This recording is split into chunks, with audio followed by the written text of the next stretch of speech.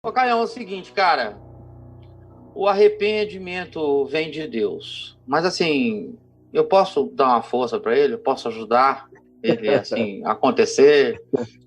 É, Ei, você já Caião, aprendeu que o arrependimento vem de Deus, né? arrependimento vem de Deus, Como mas assim, eu diz, posso dar uma o Novo mãozinha, Testamento diz para que o Senhor lhes conceda arrependimento, lhes conceda, olha lhes isso. conceda arrependimento, para que da parte de Deus recebam arrependimento. Arrependimento é um dom divino, É. é graça, arrependimento é graça. Então, é um dom de Deus. E, teoricamente falando, ninguém consegue se arrepender por si mesmo. E, de modo que eu tenho dito aqui tantas milhares de vezes, né? Literalmente centenas e milhares, para quem me ouve, de vezes que quando alguém está arrependido, essa pessoa já pode saber que a graça de Deus está em plena operação na vida dela. Quando uma pessoa está arrependida, ela já pode saber que a graça de Deus está em plena operação na vida dela. Arrependimento é sinal de que a graça visitou você. Então, é dom de Deus, é dom da graça, arrependimento. Mas eu posso ajudar? Foi o que você perguntou. Claro, meu amigo, que você pode ajudar, que todo mundo pode ajudar em tudo, Braulio. Sabe por quê? Porque arrependimento é um dom de Deus, mas você pode endurecer o coração e lutar contra ele até a morte. Aí os presbiterianos, teólogos me ouvindo, iriam dizer: Caio, e a graça eficaz, que é poderosa, que vai até o fim? A graça eficaz é eficaz no coração de todo aquele que, a tendo recebido, a acolheu para que ela eficazmente realize o que ela realiza no coração de todo aquele que se expande e crê para acolhê-la. Paulo foi visitado na estrada de Damasco. A luz explodiu no peito dele. Bum! Ele caiu, iniciou um diálogo. Quem és tu? Depois que ouviu a voz: Paulo, Saulo, Saulo, por que me persegue? Quem és tu, Senhor? Eu sou Jesus a quem tu persegues, eu sou Jesus. Entra na cidade, onde te dirão o que te convém fazer. Bom, e se Paulo tivesse montado na montaria cego e dito: me levem de volta para Jerusalém, ao invés de entrar em Damasco, e chegado em Jerusalém fosse direto na direção dos colegas dele na escola de fariseus, a qual ele pertencia, e fosse pedir ajuda sacerdotal e interpretação religiosa para o que tinha acontecido a ele, iriam dizer a ele que foi Beelzebu que o enfrentou no meio do caminho, querendo impedir a missão divina dele de prender e de matar crentes. Paulo, Beelzebu está solto, Saulo. Meu Deus do céu. E te encontrou, porque esse Jesus operava por Beelzebu. Quando ele disse: eu sou Jesus a quem tu persegues, era Beelzebu usando esse Jesus como sempre usou. E a gente está fazendo uma limpa. Nós e a Sarah Winter estamos fazendo uma limpa. A gente quer destruir esse pessoal todo, essa turma gótica que crê em Jesus, esse pessoalzinho, esses Hare Krishna que creem em Jesus, esse pessoal que está aí querendo viver em comunidade, essa seita do Nazareno tem que ser extirpada. Então, Saulo pega a carta e volta lá. E Paulo diz: não, eu não volto a Damasco nunca mais, eu não quero mais ver aquela luz. Eu não quero mais levar aquela cacetada no peito. Eu não quero mais ouvir voz invisível. Eu não quero mais, eu não vou, não. E aí o que teria acontecido? Todo aquele trabalho da graça teria se transformado em outra coisa. Teria se transformado logo em juízo.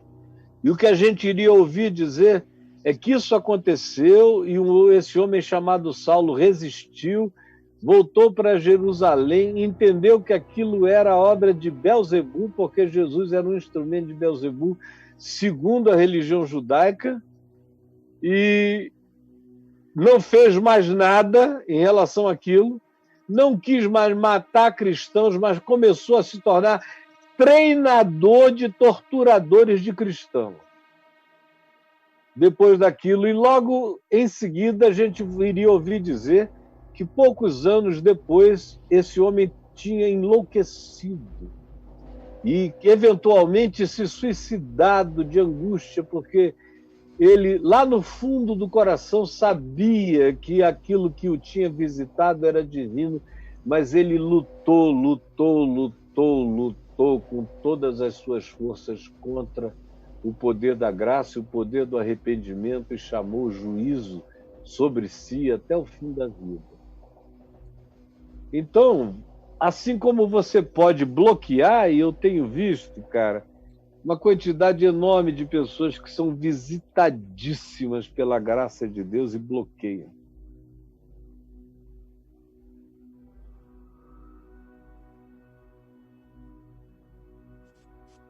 O arrependimento, que significa mudança de mente, os visita e eles divisam como seria a vida em Cristo, diferente da vida que tem. Aí eles querem até fazer um ensaio às vezes, mas começam a ouvir amigos, a ouvir outras pessoas, aí começam a comparar, bom, se eu seguir Jesus, eu vou ter que deixar de explorar algumas pessoas, de manipular, vou ter que parar de ser soberano sobre os fracos, que eu faço-os trabalharem para mim, e eu sou o dono dos grandes pedaços. Se eu for obedecer o Evangelho, haverá mudanças enormes que eu terei que realizar na minha vida, em todos os sentidos, a começar daquele caso que eu tenho, que eu terei que parar, e tudo isso. Então, olha, não dá não, é muita mudança para pouca vida. Eu prefiro continuar vivendo como eu vivo e segue em frente e bloqueia, como o escritor de Hebreus sugere no capítulo 6, aquele pessoal que conheceu o dom celestial, os poderes do mundo vindouro, a graça e a cruz de Cristo, o significado do sangue da aliança em Cristo Jesus, do Novo Testamento oferecido gratuitamente em Cristo.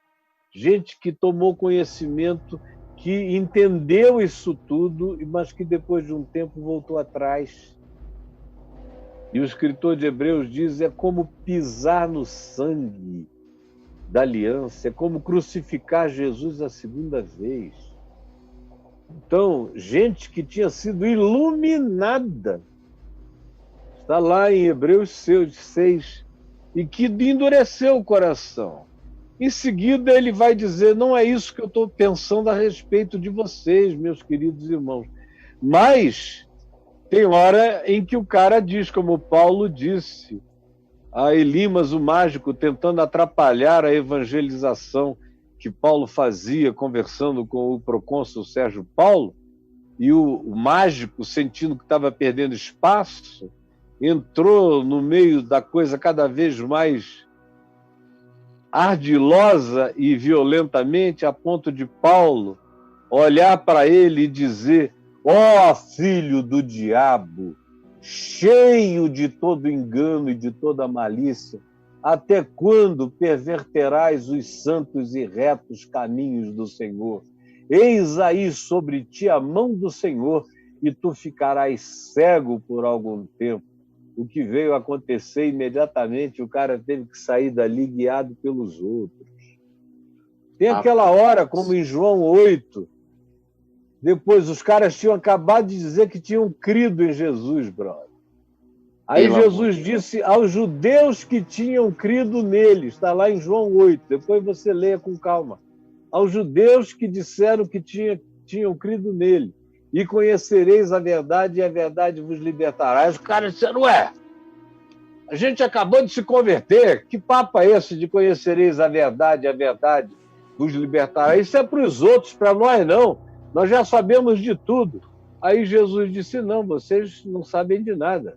Vocês são escravos do pecado. Vocês têm que deixar de ser. Aí pronto. Começa uma discussão longa, que depois de um tempo culmina com Jesus dizendo, quer saber de uma coisa? Vou dizer para vocês. Vocês são filhos do diabo.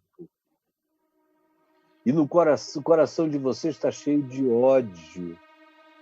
E vocês querem cumprir-lhe os desejos. Homicidas desde o princípio, ele foi.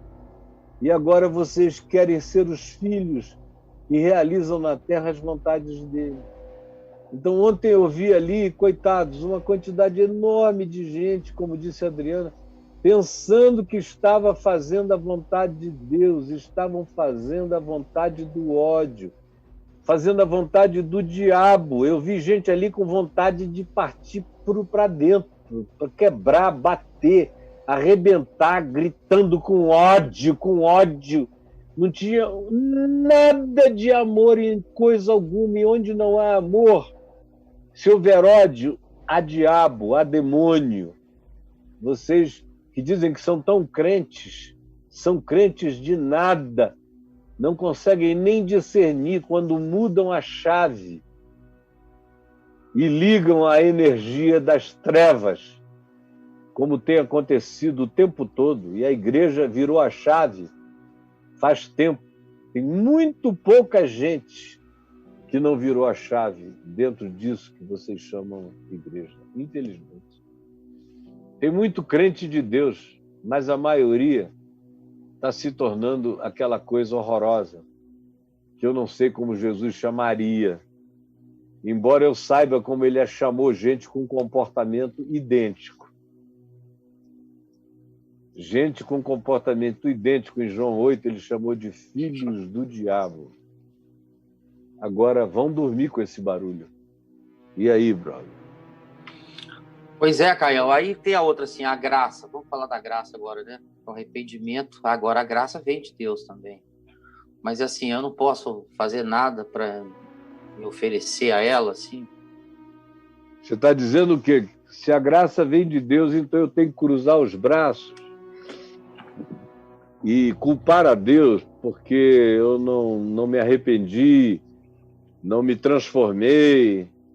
Então é tudo culpa de Deus? É mais ou menos isso que você está falando? É tipo isso, né? Se a graça vem de Deus, então a responsabilidade sobre a graça é só de dele. Tudo é de Deus. Agora, portanto, eu posso fazer alguma coisa para melhorar? Mas é claro, né, meu amigo? É claro.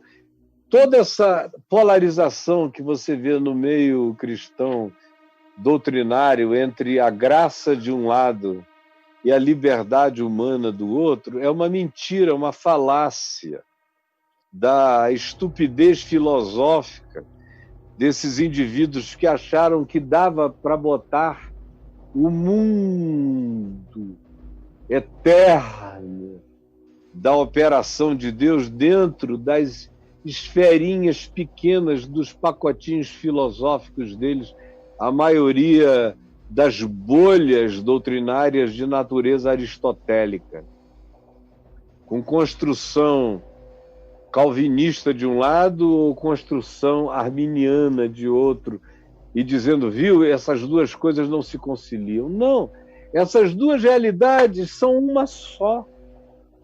São uma só. Só que uma delas tem a ver exclusivamente com Deus, se chama soberania de Deus. Ele faz o que ele quer, com quem ele quer, quando ele quer, como ele quer, na hora que ele quer, e eu não sei quando ele fará, e eu não tenho nada a ver com isso. E a outra tem a ver com o homem. Tem a ver com hoje, se ouvirdes a sua voz, não endureçais os vossos corações. Aí vem um hipercalvinista e diz, bom, mas ele endurecerá o coração, mesmo que ele tenha ouvido a voz de Deus, se a graça não amolecer o coração dele. Ora, eu creio que o Deus que diz, hoje se ouvirdes a sua voz, não endureçais os vossos corações, não está dizendo não endureçais os vossos corações, se os corações pudessem não ser endurecidos pela atitude humana. E eu creio isso, que os corações podem não ser endurecidos pela atitude humana. Podem não ser. Porque quando eu ouço a voz dele, é graça. Quando ele me diz, não endureça o coração, é graça. E se ele me diz, não endureça o coração, é porque existe agora em mim o potencial de não endurecer meu coração, de ser colaborador, cooperador, como Paulo diz, desenvolver a salvação. Ele diz, escrevendo uma coisa tão maravilhosa aos filipenses, que não depende nem de quem quer, nem de quem corre. Ele acaba de dizer isso e diz, desenvolvei, pois, a vossa salvação. Você veja como, para ele, isso tudo está juntado. Não depende de quem quer, nem de quem corre. Por outro lado, desenvolvei vós a vossa salvação, porque existe algo a ser feito. Depois de quase 50 anos servindo a Jesus no Evangelho, eu sei em mim mesmo que é possível endurecer o coração para a voz de Deus. E sei em mim mesmo que é possível aderir, acolher, receber e aconchegar como no ninho a voz de Deus no meu coração. Em 95, 96, 97, 98, quantas vezes eu ouvi a voz de Deus, quantas centenas de sonhos eu tive me dizendo sobre o que iria acontecer comigo em 98, eu cheguei a saber o ano.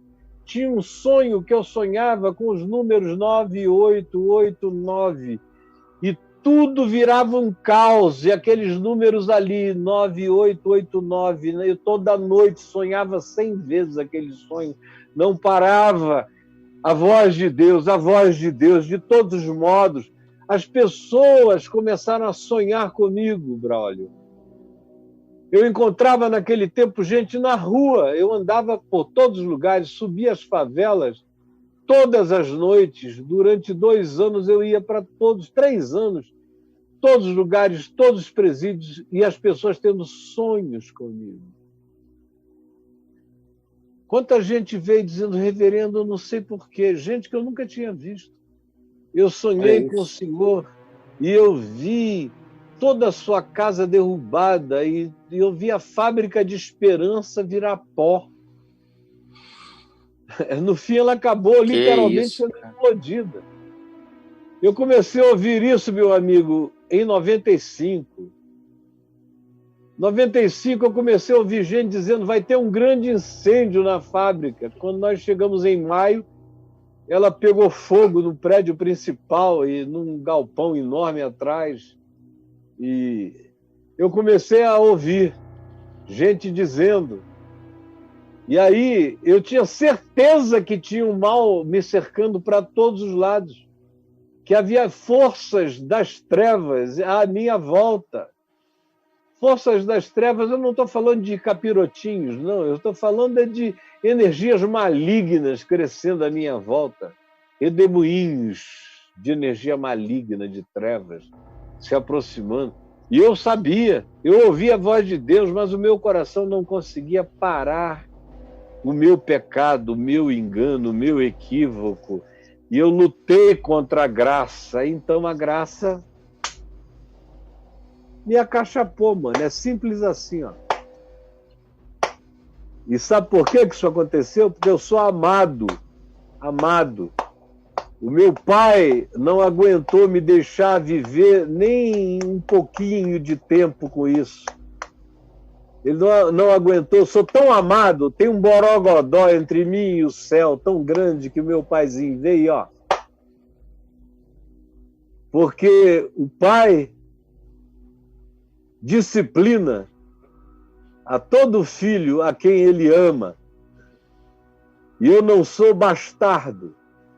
O cara que continua fazendo para sempre, que vai ouvindo a voz de Deus e vai ficando mestre no ludíbrio, no engano, vai passando para lá e para cá, depois de um tempo ele diz, bom, Deus já nem vê mais.